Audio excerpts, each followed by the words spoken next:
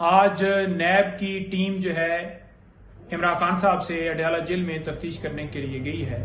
Daily basis کے اوپر ہر روز گھنٹوں تفتیش جاری رہتی ہے۔ ایک ہی طرح کے سوالات ہر دفعہ پوچھے جاتے ہیں اور خان صاحب آگے سے جوابات دے دیتے ہیں۔ اس کے باوجود سمجھ نہیں آ رہی کہ یہ کیا اپنی مرضی کا بیان لینا چاہتے ہیں۔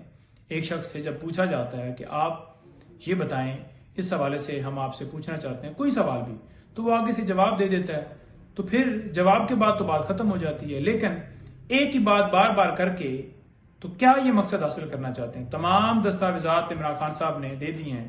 نیب ہر تاریخ کے اوپر ریمانڈ لینے کی استدعا کرتی ہے کہ ہمیں تفتیش کرنے کی اجازت دی جائے، یہ ڈاکومنٹس میں سے ہیں۔ حالانکہ ڈاکومنٹ تمام جو ہیں وہ دے دیے گئے ہیں۔ اب لاسٹ ہیئرنگ کے اوپر بھی 4 دن کے لیے تفتیش کی اجازت ملی تھی۔ کل وہ دن پورا ہو رہا ہے۔ کل ہم اڈیالہ جیل میں جائیں گے اور وہاں پر اس کیس کی سماعت ہوگی، عمران خان صاحب سے ملاقات بھی ہوگی۔ اور دوسرے نمبر پر پرسوں کے لیے عمران خان صاحب کو عدالت نے طلب کیا ہوا ہے، جوڈیشل کمپلیکس میں پیش کرنے کے احکامات جو ہیں وہ جاری کیے ہوئے ہیں۔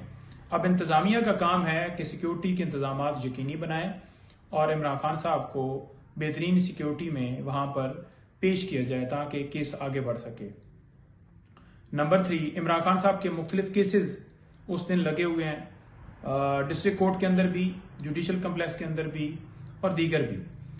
ساتھ ساتھ یہ بتاؤں کہ عمران خان صاحب کے اور بشرا بی بی صاحبہ کے خلاف ایک کیس جو ہے ایک دائر کیا گیا ہے عدت کے دوران نکاح والا، تو وہ پہلے مفتی سعید صاحب کو پلانٹ کیا گیا تھا۔ اب خاور مانکا صاحب کو جناب زبردستی پہلے ان سے سٹیٹمنٹ دلوائی گئی ہے اور پھر وہ کیس وڈرا کر کے یہ دوبارہ جو ہے ان سے دائر کروایا گیا ہے۔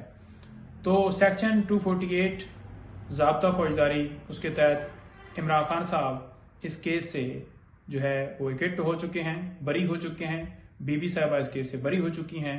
تو دوبارہ انہی گراؤنڈز کے اوپر سیم مدعا لے کر، سیم فیکٹس لے کر، سیم چیزیں لے کر یہ دوبارہ ایک نئے طریقے سے آئے ہیں۔ وہی وکیل، وہی گواہ، پوری قوم جانتی ہے کہ یہ کیس کس طرح سے جو ہے وہ اس میں لوگ پلانٹ کیے گئے اور لائے گئے اور کون ان کے پیچھے محرکات ہیں، ساری دنیا کو پتہ ہے۔ جتنی تہمتیں، جتنے الزامات خان صاحب پہ، ان کے گھر والوں پہ، ان کی بہنوں کے اوپر یا کسی کے اوپر بھی یہ لگا لیں، جوڑ لیں کہ شاید خان صاحب کی پاپولیرٹی جو ہے وہ کم ہو جائے گی یا ووٹ نون لیگ کا بڑھ جائے گا یا کسی اور کا بڑھ جائے گا، تو وہ ان کی غلط فہمی ہے۔